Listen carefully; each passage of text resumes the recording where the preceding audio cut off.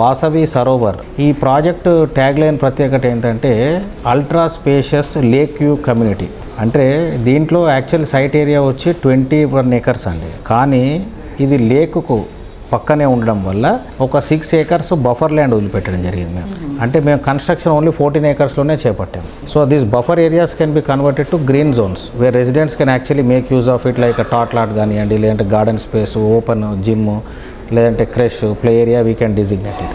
So it is ultra spacious. అంటే generally మీరు open area తీసుకుంటే కనుక 10% ఆఫ్ ద ఏరియా ఉంటుందండి ఇక్కడ కూడా మున్సిపల్ రూల్స్ ప్రకారంగా. సో దీంట్లో 21 acres ఉంటే land parcel, 14 acres construction, 6 acres is completely buffer zone. So it is like ultra spacious.